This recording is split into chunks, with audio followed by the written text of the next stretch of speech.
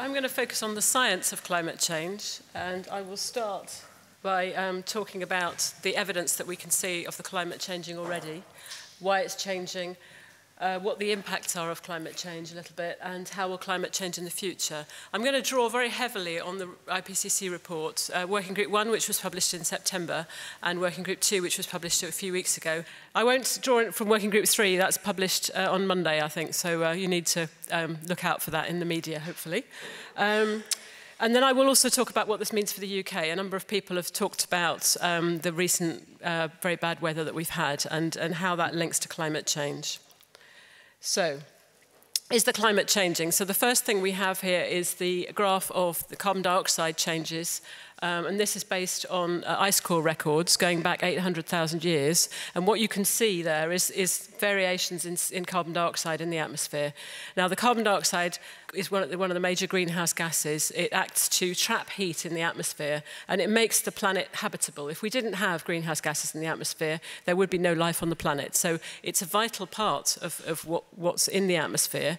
The problem is that we're altering it, altering the balance of gases, and that's altering that balance and increasing the temperature. So the thing to notice here is that before the Industrial Revolution, we were at this yellow arrow, and actually there's this line going straight, almost vertically upwards on that graph, which is how the greenhouse gases have been changing since the Industrial Revolution.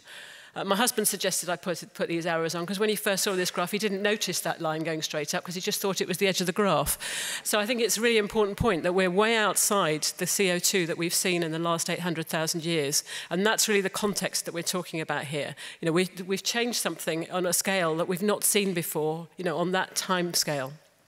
There are other greenhouse gases that are changing as well. So this graph shows methane and nitrous oxide. It's a very short timescale this time because those are where we've got the direct observations, but you can see a steady increase in these. So those are having an impact as well. It's worth pointing out that the most important greenhouse gas in the atmosphere is actually water vapor. And that is not regulated by what man is doing, but what it is influenced by the other changes that are happening. So as the temperature warms up because of CO2 increasing and methane increasing and the other gases, the atmosphere can hold more moisture, and so there's more water vapor in the atmosphere, and that in turn increases the warming. So if you double CO2, the kind of back-of-the-envelope calculation would say that the temperature would go up by 1 degree. If you then take account of the water vapor feedback, you need to add another 1 degree. So you can see that it has an amplifying effect. There are other effects that can amplify and reduce that, particularly to do with clouds, but you have to bear in mind that water vapor is important. So sometimes you'll hear skeptics, for example, saying that, oh, well, water vapor is more important than CO2. Why are we worried about CO2? But it's because of this amplifying effect that we need to worry about the CO2. It's because we're changing that balance by what we're pushing into the atmosphere. So the average temperature of the Earth is 14 degrees centigrade. Without the blanket of greenhouse gases, it would be minus 18 degrees centigrade. So clearly, greenhouse gases are a good thing in the right proportions. And what I want to show you now is a whole series of changes in climate that have been happening over the last century and a half, not just in surface temperature, which is the thing that people often focus on, but in many other parameters as well. There are many indicators in the climate that is changing. So these graphs, and you'll see there's a number of lines on that graph, and that reflects different people have done, different groups in the world have done analyses of these observations, and so we've put them all on that graph so you can see the variations. They're all very similar, of course, because they're all based on the same observations, but they analyse them in slightly different ways. And what you can see is particularly since the 1950s, a decade-on-decade increase in temperature. And this is surface temperature. This one is sea surface temperature. So the sea warms up more slowly than the land because the ocean can absorb a lot of heat. So but it doesn't vary. You know, there's not as much variation from year to year. So you see a more gradual change, but a bit smaller. But it will carry on increasing for longer. And then if we look at the tropospheric temperature, so that's the temperature in the atmosphere, not at the surface. And here we've only got observations going back to the 1950s because it relies on balloon observations. And again, you can see the increase. I mentioned that water was increasing in the atmosphere, and this is the evidence for that. So this is water vapor increasing. Sea level rise. So a lot of the sea level rise that we've seen so far is because of the thermal expansion of the ocean. So as the water warms up, it expands, and the sea level rises. We're also starting to see a rise because of melting of glaciers and things like the Greenland ice sheet. So as fresh water trapped in ice, as that melts, it goes into the ocean, warms up the ocean. Sea ice melting, which you can see quite strongly, and I'll show you an example in a minute, doesn't affect the sea level because the water's already in the ocean. A bit like if you've got a gin and tonic and your ice melts in your gin and tonic, it doesn't spill over the side of the glass. So it's the same thing. Yeah. If that gives you an excuse to have a gin and tonic, then, so you can test this out, then that's fine. So I mentioned the Arctic sea ice, that's decreasing. So in the last 30 years, we've had satellite observations of sea ice, so we can see the aerial extent of it. And it's an area the size of Greenland has disappeared in the summer Arctic sea ice, so quite a substantial decrease. We tend to see the biggest changes in climate in the Arctic because of some of the feedbacks that go on there. So it's really very much an indicator of what's happening to the climate. Glacier mass is also decreasing because of the warming. Although not every glacier is decreasing, I should mention that some glaciers are increasing because they're also not just dependent on temperature, but also how much precipitation there is. So if there's more snow, then they will increase. So in some places, there's more snow falling, and so they're increasing. So what can cause changes in the climate? So obviously there are natural variations which have happened, over long periods of time. There's variations in solar output.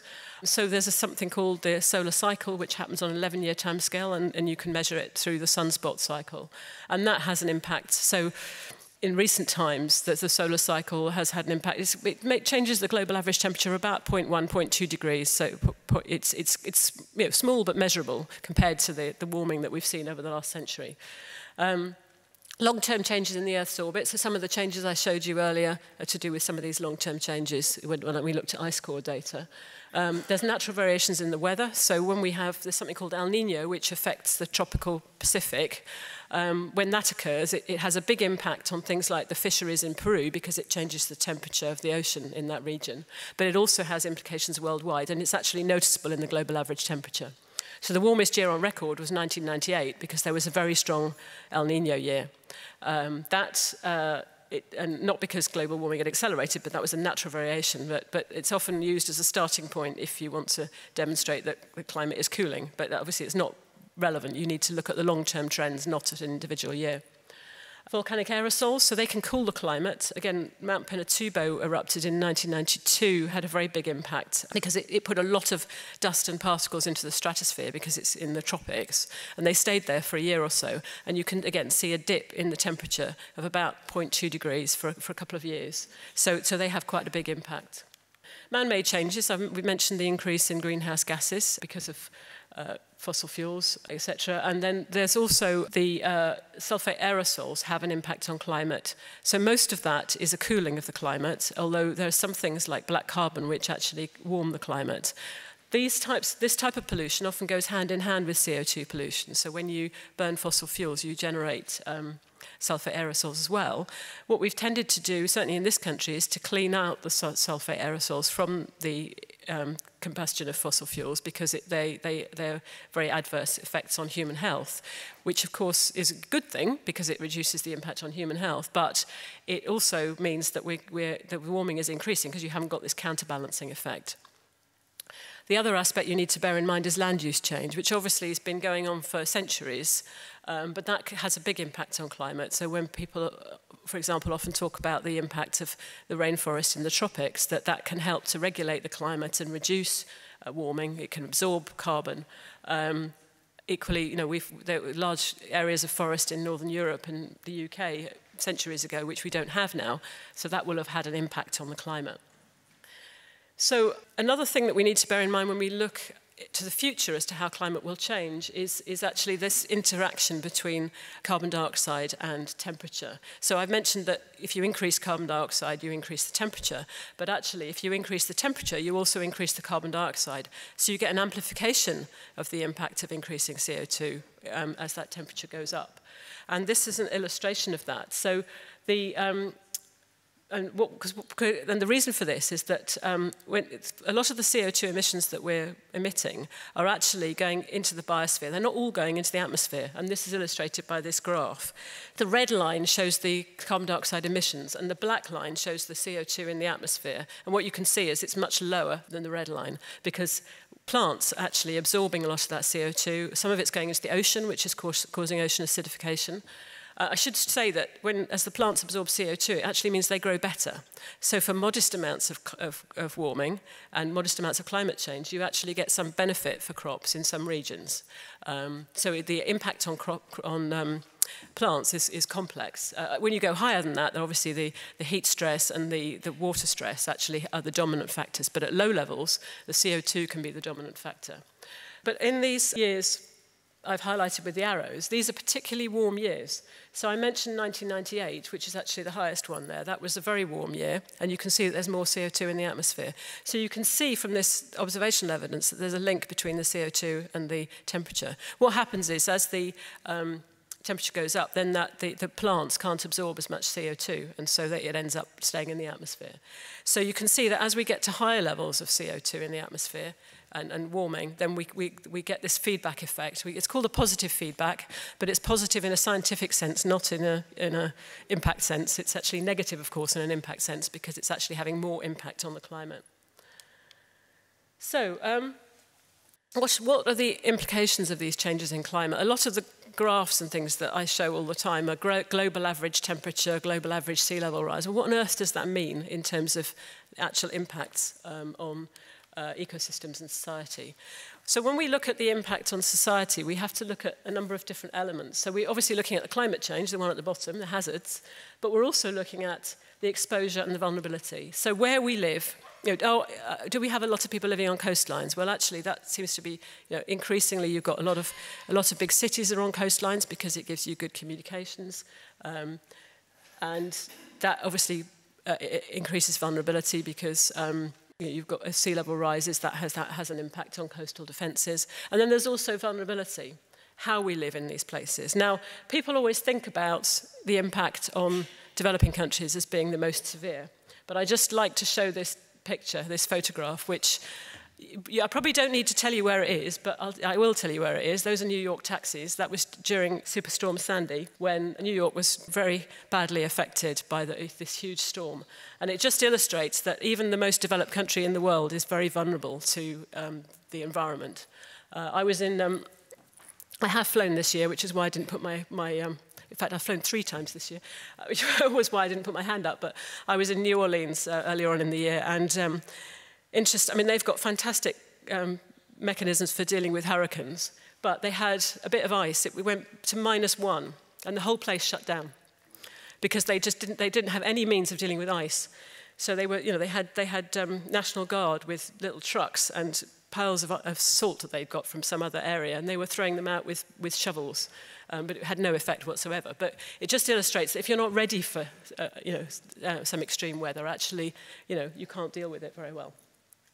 So these are the sorts of aspects that you need to look at, and it's really when you're looking at the impacts of climate change, you're not just looking at the weather and the climate. You've actually got to look at it in the context of the other things that are happening. The impact will depend on those other things, and it may depend on other environmental stresses as well. So if you've put a lot of nitrates into the soil, for example, for your farming, and that's going into the rivers, that will put stress on the rivers. If you then add climate change on top of that, that has more impact. So it's important to look at all of these environmental impacts in context together and not isolate them as separate problems, because they are often interrelated. And one of the things they've tried to do in the latest IPCC report is to look at that relationship. I think they've made significant progress over what was done in the report in 2007, but there is some way to go. When I looked at the summary for policymakers in preparing this talk, I found quite a few inconsistencies in some of the impacts. There were very big impacts on agriculture, and yet when they looked at the economics, they didn't seem as big. And I think there's still some work to do in understanding the full implications of climate change. So I've just picked out a few of the impacts from that study. So on the environment, we're seeing changes in rainfall and snow are already affecting water resources in both quantity and quality. I should just make clear that in the obviously when we're looking at the future and looking at climate change, we do our model projections. We say, what would happen if there was no man-made climate change? What would happen if there is? And then we look at the difference, and that tells you what the impact is. When you're looking at past impacts of climate change, they haven't been able to separate out the man-made and the natural changes. So these things that they're identifying here, some of them will be because of natural variability and extreme weather, and some of them will be to do with man-made change. But what they do is they tell you that there's, a particular system is vulnerable to the climate, and therefore if the climate changes in a certain way in the future, that will have a similar sort of impact. So they're already affecting water resources, both the quantity and quality. In the natural world, there have only been a few recent species extinctions that you can actually link directly to climate change. But what we do know is that over longer time scales, there have been, where natural changes have occurred more slowly, those have had significant impacts on species extinction. So the people have looked at extrapolating from that to say, well, if slowly it'll have an impact, if you do it quickly, it'll have more impact. And I'll come back to that. Human impacts, the impacts worldwide on human health are small compared to other factors and not well quantified. So we're not seeing the impacts on human health yet, or at least we can't distinguish them. And it's important to understand that sometimes there are very complex reasons for changes in some of these things like health, and actually trying to distinguish the impact of one factor relative to another is actually extremely difficult. It's only when the impacts get much bigger that you would see the effect more strongly. I don't want to go through this in detail, but it just illustrates the type of information, and you could probably go and have a look at the report yourself. It's all online. So if a symbol is outlined, it means it's a minor contribution from climate change. If it's a filled symbol, it means it's a major contribution. This includes man-made and natural change in this particular diagram. The confidence is measured by these bars. So if we're not sure, there's not much evidence of something, then it's got 1 bar. If there's a lot of evidence, like lots of studies, there'll be 5 bars. The physical systems are in blue, so things like changes in rainfall and rivers, and that sort of thing. We're in blue, and you can see impacts in Africa, for example, parts of Asia, many parts of the world, actually, rivers and lakes, for example. Biological systems are in green. So you've got changes in wildfire in parts of the tropics, in the Mediterranean region. So in southern Europe, for example, there's indications that the climate will dry quite significantly, and so things like wildfires have become more important. And then if we look at food production, you can see the little tractors there. There's major impacts across, particularly in the southern hemisphere, actually, and obviously impacts on livelihoods as well. So this is just an attempt to summarize everything that's in a 1,000-page document into one diagram. Just to give you some examples of some of those impacts, this is looking at the change in distribution of marine species, and it's looking at the number of kilometres per decade that the species have moved. And you can see that most of them have moved northwards to cooler climates. There's just one there that's moved to warmer areas. So you can see the sort of change that you might expect in the future as well with some of the changes. Estimated impacts on global crop yields. So the number of studies that are used in each one is shown in the numbers at the top. And what you're seeing is most of the studies are showing that crop yields are decreasing because of climate change. Now, I think this is one that's very difficult to actually pin down because there are so many factors that affect crop yields. Obviously there's huge improvements in technology that's allowed crop yields to increase. So actually distinguishing these things, I think, must be extremely difficult. I'm not an expert in this area, but it must be pretty hard to come out with this, so I'm not sure how much. It does say it's high confidence, and I think that's probably reflected in the fact that all the studies are showing the same thing. But actually quantifying it, I think, must be quite difficult. So, in terms of observed climate change, the blanket of greenhouse gases helps to regulate the temperature of the planet, so we have an average temperature of 15 degrees instead of minus 18. There's very clear evidence of warming of the climate system. The IPCC uses the term unequivocal, which is a very strong term. Why is the climate changing? It's extremely likely that most of the observed increase in global surface temperature since 1951 is caused by human influence. Natural variability is large, but the average is changing. So when you look at an individual area like the UK, then you see natural variability often dominates, and it's hard to distinguish a climate signal sometimes. But when you look on a global scale, you can see that clearly. Evidence of increasing extreme events and increased probability due to climate change, and I'll talk about some examples of that in a bit. In recent decades, the changes in climate have caused impacts on natural and human systems on all continents and across all oceans. So how will climate change in the future? So here we've got projections of future change. So this is all using climate models, so the type of models that we run at the Met Office, but also a number of other centres around the world have been used to make these estimates. So we produce our estimates of climate change, and then people who study impacts, who know about crops and ecosystems, use those scenarios to then look at what impacts it will have. So the first thing to note is that just looking over the next few decades, that emissions cuts will make very little difference to the climate changing. We've already got a commitment to the climate changing from the CO2 that's already in the atmosphere. Once CO2 is in the atmosphere, it's got a half-life of 100 years, so it accumulates, and it's the cumulative total that's important. But so looking over those few decades, even if we reduce emissions, we're still going to see some increase in global warming. So the blue area represents a very drastic emissions cut, which would keep temperatures below 2 degrees, but would actually require probably negative emissions, which means that you'd need to take carbon dioxide out of the atmosphere. So that, you can make your own judgment about how likely that is, but that's, it's very extreme. The red area actually is, it's a scenario which they're all defined in terms of radiative forcing, which is a scientific term, but they can be translated into kind of economic type scenarios as well. But actually that scenario there, the 8.5, is a little bit lower than the very high-end scenario that was used in the last IPCC report. So you could regard that as being slightly optimistic. And some people do. But, you're looking at temperature rises there. The red line in the middle is the median of those models of over 4 degrees by the end of the century. So there's very major changes in climate. If we look then at the impacts of that, and they've done this is a kind of, again, a very much a summary diagram. So comparing those graphs with the temperature and what the impacts are on different types of systems. So unique and threatened systems, that's talking about sort of kind of specific ecosystems that are threatened. The impacts, basically as it gets more red, more purple, that means that the impact is more severe. You can see the impacts come in quite early. If you look at extreme weather events, it's less of an impact, but by the time you get up to the higher levels, it's larger. The distribution of impacts, global aggregating impacts, and large-scale singular events. So it's very top level, this, and but it does give you an idea of how these impacts accumulate as you go to higher temperatures. One thing to bear in mind is that climate change is not uniform across the planet. So this is an indication of temperature. So on the left-hand side, we've got that very severe reduction scenario of temperature increase. And then on the right-hand side, we've got the 8.5, the more extreme one, well, the most extreme one that was considered. And you can see on both of those that the ocean is warming up more slowly than the land. And that was because the heat capacity of the ocean is larger. The heat goes into the ocean, but it takes a long time to warm up the surface. The Arctic warms more than the tropics. And so one of the things that happens there is as the ice melts, ice will reflect sunlight, but as it melts, it lets more sunlight through to the surface, and so it will warm up more rapidly, and so you get a feedback because of that. So these are the types of things that make a difference. And obviously changes in weather patterns make a difference as well. When you look at rainfall, you see even more variations across the globe.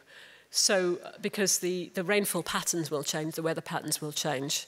Overall, if you average it all up, you'll have more rainfall, but there will be some places where you get less rainfall and increased drought, often in the areas that are already water stressed.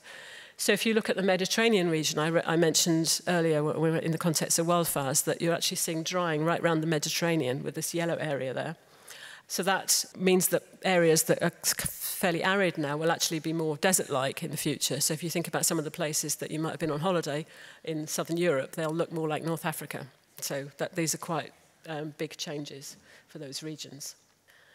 Some of the impacts that are identified in the report are in marine and inland water ecosystems.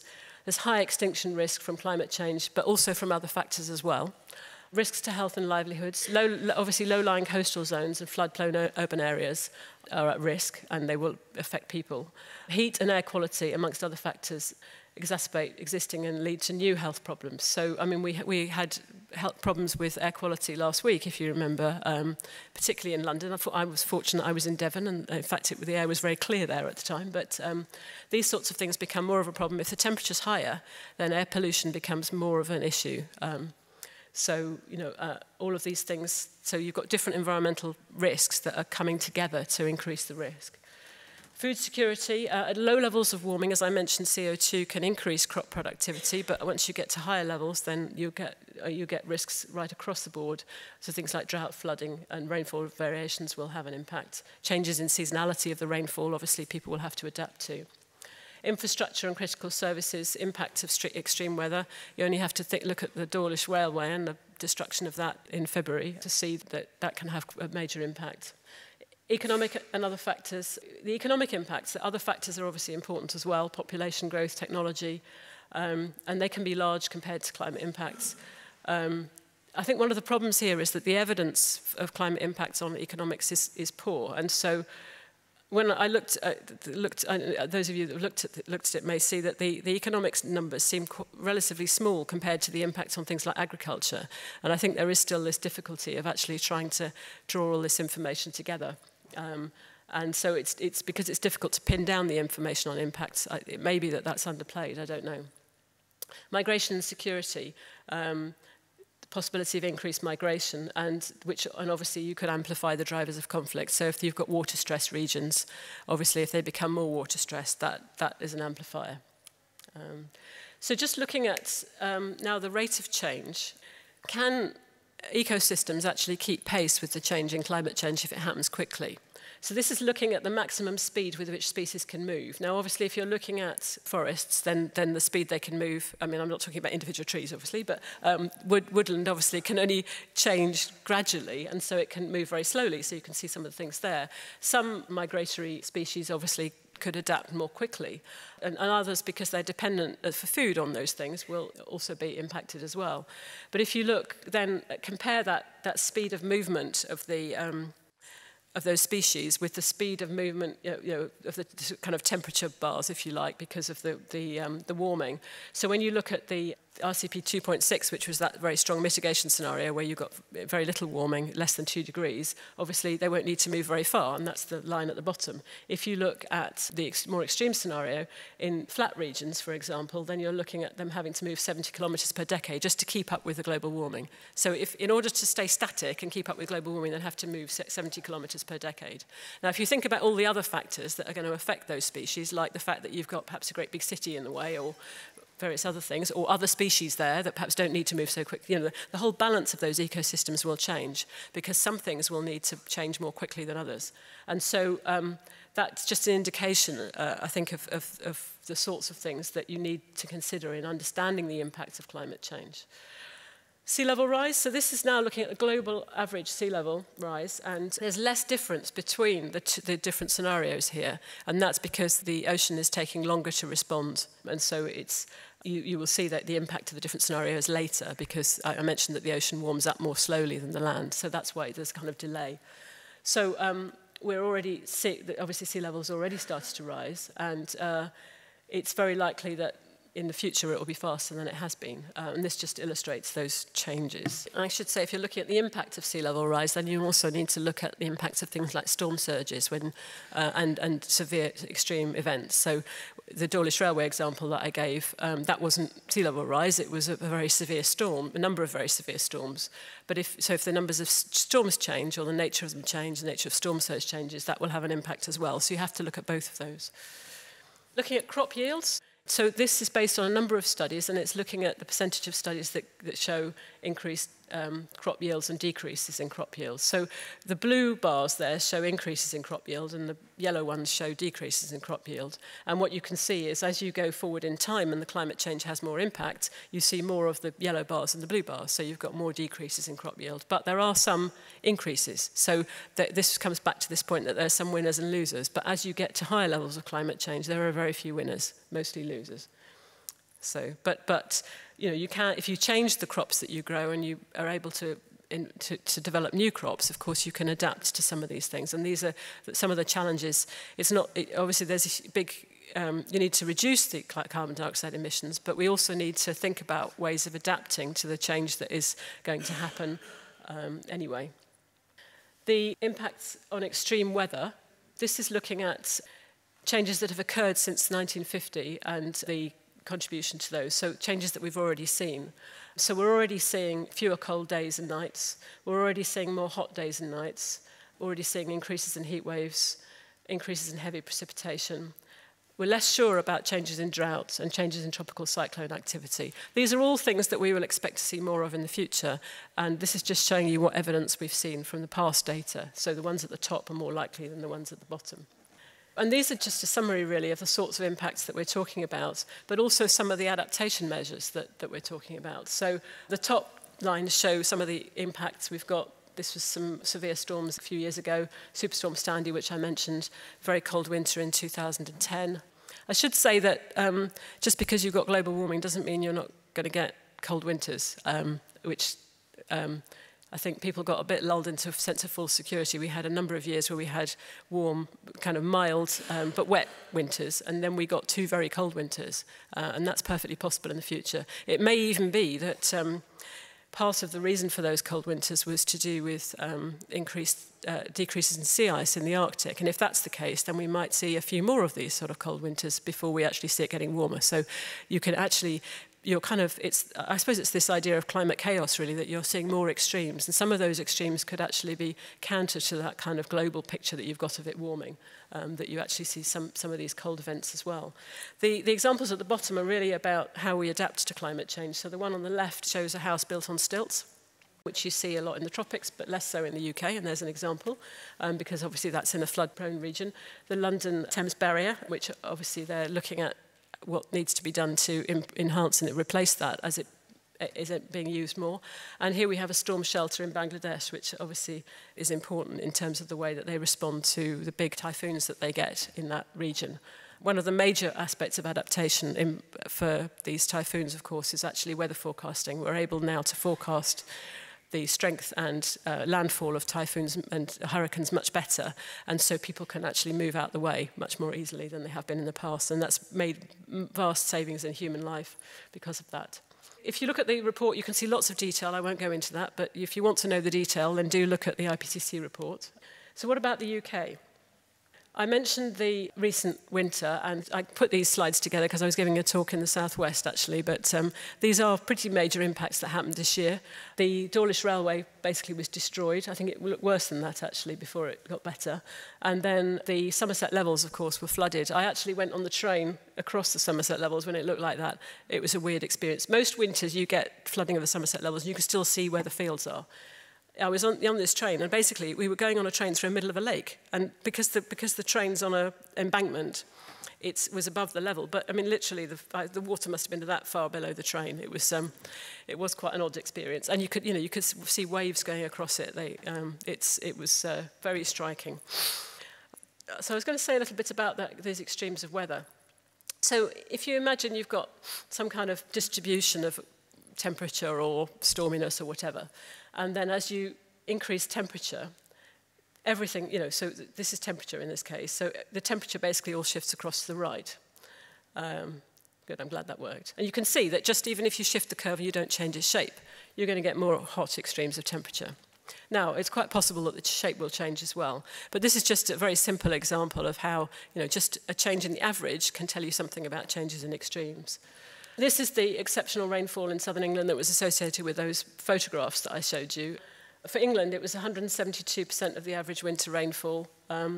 We had, in Oxfordshire, it was 237%, Surrey, it was 250%, so very big, heavy rainfall compared to the average. We had these very strong storms, so this was one in January, which hit the southwest very badly, and then we had a series of them, which is why we had so much damage to the flood defences and to the railway line in the region. So, is this to do with climate change? So I mentioned that extremes of weather, so extreme rainfall over the northern hemisphere, we have seen an increase in extreme rainfall over the last 50 years, and there does seem to be a link to climate change. When you look at the UK, it's much more difficult to distinguish a climate change signal and extreme rainfall. We haven't got a long enough record, and there's too much variability in what's a relatively small part of the globe. But if you look at the graph at the top there, you can see a hint that it's going up. Now, we can't establish statistical significance there, but there does seem to be emerging evidence that we're seeing that, and it certainly an increase in extreme rainfall is consistent with what we're seeing over the whole of the northern hemisphere.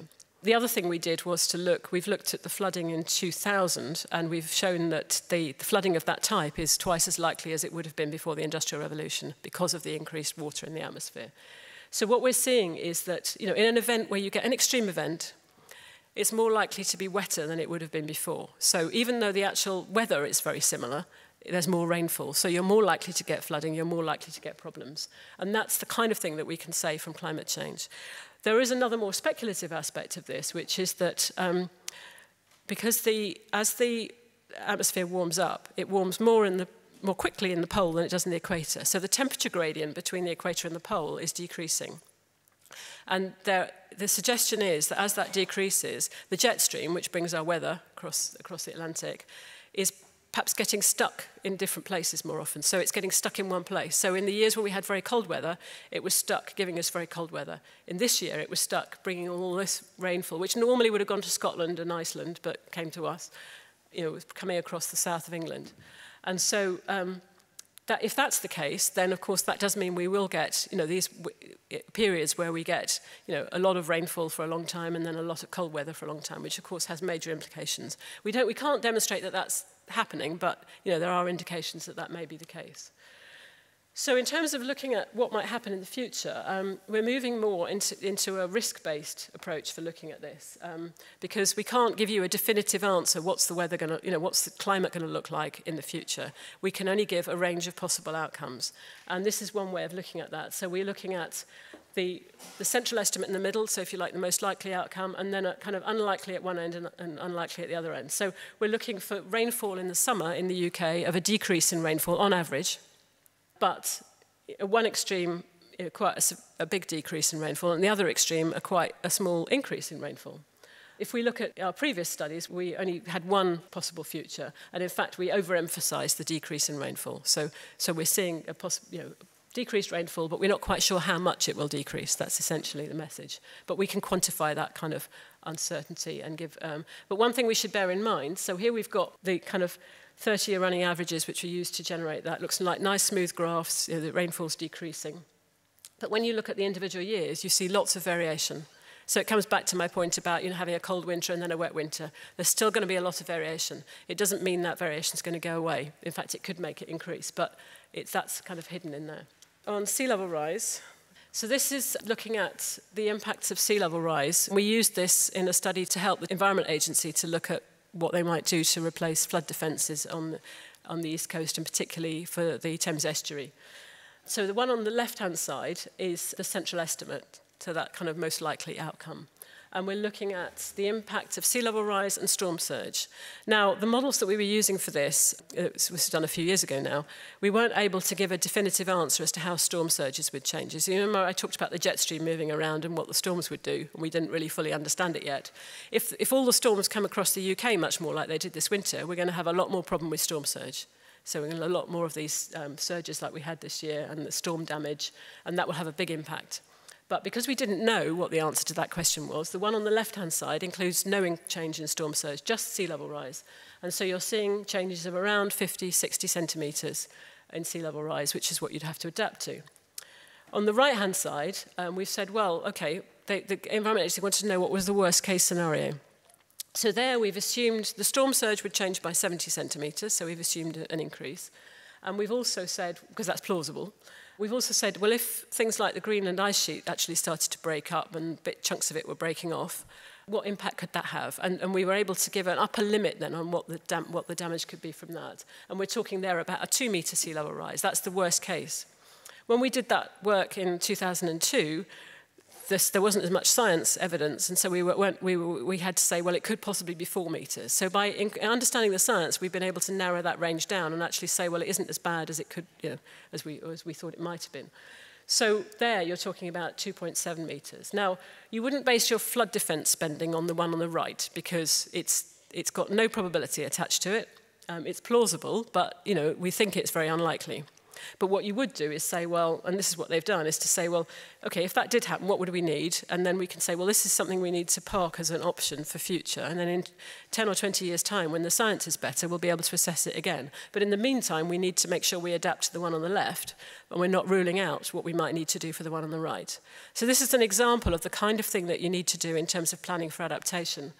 And I think somebody mentioned this morning that about the adaptation subcommittee, we're looking at adaptation in the UK. To be fair on them, that is their job, is to look at adaptation in the UK. They don't have a remit to look at adaptation globally, but obviously they are concerned about that. And this is the kind of thing that we have to take into account. Now, obviously, when you're looking at flood defences, you do only have to worry about the UK. If you're looking at food security, you absolutely have to look at what's happening globally. And this was just an example of the outcome of that study. So looking at the Thames Estuary project.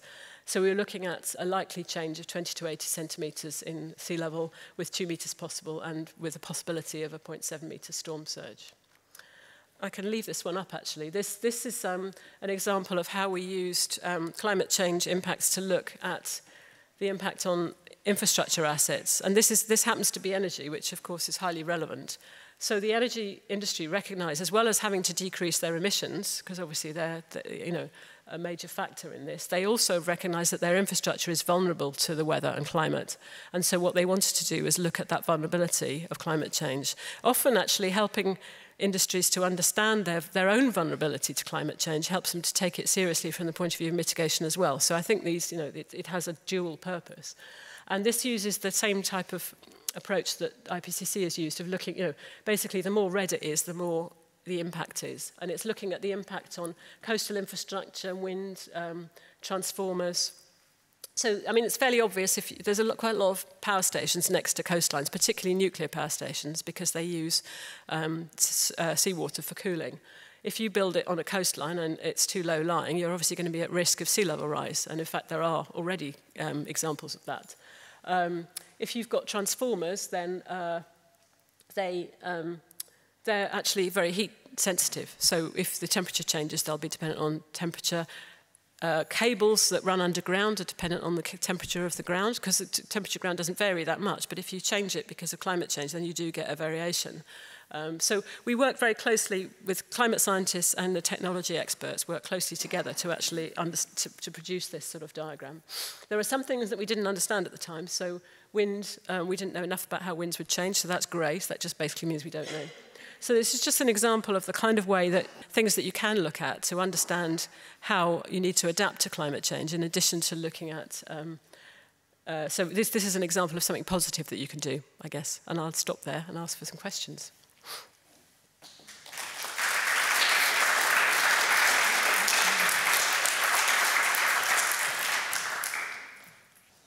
If we're not successful with reducing our CO2 emissions and whatnot, has there been any studies into what cities in the world people might start to flock to because they're less affected or they're more hospitable places to live?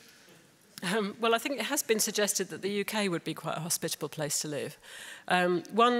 If you look at the global temperature map, for example, what you'll see is that although some areas will have, when you look at the global average temperature, the land areas tend to increase more than sea areas, but the UK actually increases by about the same as the global average, because the temperature is moderated by the fact that we're a maritime island, and also because of the Gulf Stream. So the thermohaline circulation, which is the circulation that underlies the Gulf Stream, basically that will slow down over the coming century, which will mean that you get less warm water coming up through the Atlantic, and so the temperature in the UK won't tend to increase as quickly as it will in other parts of the world. So there will be other places. I don't know whether I don't think the IPCC report has anything like that. They probably regarded it as too political, but you could look at the impact in different places and certainly come to those sorts of conclusions. And there certainly are places on coastlines where coastal flood defences. I mean, New York actually has very poor defences. I think they are actually starting to take it more seriously after Superstorm Sandy, because they had such severe impacts. I mean, it was a massive storm, but those sorts of things, because those sorts of things could become more common in the future. Thank you. Obviously, a lot of climate models are built at a global level. Yeah. If you're interested in the possible climatic impacts on your area, or, for example, if you are, let's say you're Thames Water and you want to understand the possible risks on the UK and your infrastructure, what kind of information is available to you on that more micro level? Well, I showed those maps I showed of the UK. We produced that specifically to answer that question, not for Thames Water, although they have used it, but So what we've done there is we ran a whole series of global models to get the range of possible futures, and then we ran a series of regional models as well, so models over the UK at 12-kilometre resolution, I think, to get much more detail for the UK.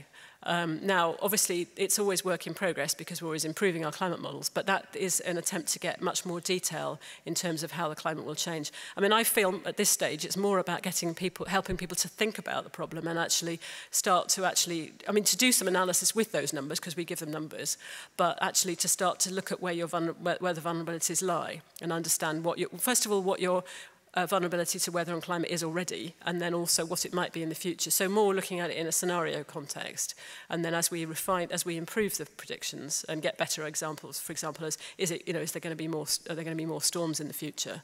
Because we were able to answer those questions, then people will be able to make much more use of them, but they'll at least understand what they're looking at. So there is that information available. And that was funded by DEFRA, I should say. So they were very much, there's been this programme to encourage UK, at all levels really, local authorities, industry, and everybody to look at the impact of climate change on their business. In terms of your forecasting for the effects of the probabilities of flooding, how would you rate the position of Hinkley Point for a new nuclear power station? I don't know enough about the details of Hinkley Point to answer that question, but this thing here, we've been working with a number of energy companies to look at their vulnerabilities. So one of the things they have to do is an environmental, is an assessment of when you build a new piece of infrastructure, you need to look at the long-term implications of climate change, amongst other factors, in terms of whether it's actually resilient. So there's a lot of work on the resilience of UK infrastructure, and that's an absolutely central point to that. Obviously, those sorts of questions. So, but sorry, I can't answer your question myself. But Vicky, Evan Parker, the name. You didn't mention anything about the apparent hiatus in temperature increases in the last decade, and particularly whether that was associated because of with clouds responding in ways which we don't understand. I mean, the question I'm really asking, have we got time really to develop a sensible energy policy? I mean, are clouds going to come to our rescue in the short term, or maybe a mini ice age, or what? Okay, so the hiatus, I think that there's quite a lot of work being done on that just in the last year or so, actually, and it's very interesting science, but I think it's starting to answer the question that it does look as though it's to do with the Pacific variability. So what's happening is that the heat is going into the deep ocean in the Pacific, and so you can see evidence in terms of so sea level rise is continuing at the same rate. So you can see that the heat's going into the ocean, but it's being distributed differently, and that's why you're getting this hiatus. So it will be temporary. We don't know how temporary. There are, of course, other factors that can give rise to temporary, slightly longer term reductions in temperature, like if we had a Maunder minimum. None of you will know what that is, but basically it's to do with the solar cycle. So I mentioned that we had this 11-year cycle, but you do sometimes get these longer, deeper minimums in solar activity, and that could give rise to a cooling. And that particularly, I mean, the solar cycle is interesting because it has a small effect on global temperature, but it actually has quite a big effect on European temperature. So part of the factor in the cold winters that we had recently was to do with a minimum in the solar cycle, because that's having an impact. It changes the weather patterns, basically, and so you end up with this kind of cold area over northern Europe. So there are a number of things that could do that temporarily, but they would be temporary. We've talked about CO2 effect. What other gases? I was thinking particularly of methane, which I believe is far more potent. Could you comment on that, please, and whether this and where this is coming from? I believe some of it may have to do with bovine breaking of wind, but I think there are other things, and I wonder if fracking, for instance, might be the cause of releasing more methane into the atmosphere. The second most important greenhouse gas from the point of view of man-made greenhouse gases is methane, you're right. And I mentioned it briefly at the beginning because I showed the increases in methane. I think the contributions to that are less well understood, actually. So agriculture in particular is a contributor to methane. And I'm not an expert, but I don't believe that there's enough understood about agricultural practices and what impact that can have. Certainly what you feed your cows on and how you grow your rice and things like that can make a difference, because both of those are producers of methane. And, you know, we need to understand that. So methane is a more potent greenhouse gas, but counterbalancing that, it doesn't stay in the atmosphere as long. So it's got more of a 10-year lifetime, whereas CO2 has 100 years. So that, although on the short-term scale it's much more potent, on the longer-term scale, so depending on how you measure the impact, if you measure it over a longer-term scale, it doesn't look as significant. And so in terms of the way that you look at all of these different things, you have to treat them differently. So black carbon, for example, which also has a warming effect, actually only stays in the atmosphere for a couple of weeks. So you can have a big impact on warming by reducing back carbon very quickly, but you've still got to deal with the underlying problems. So there's a complexity there which is important to recognise, that the issues are not quite the same for the different greenhouse gases, but they are also all important, certainly. My question is, how many corporates do this level of risk assessment that you've been talking about in this example here, or is it the role of government to be taking on this? You gave some examples of different departments that have been using this information. And finally, I suppose my concern is that there's this great research being done at an international level, but what's happening at a global level in terms of using this information to create some actions?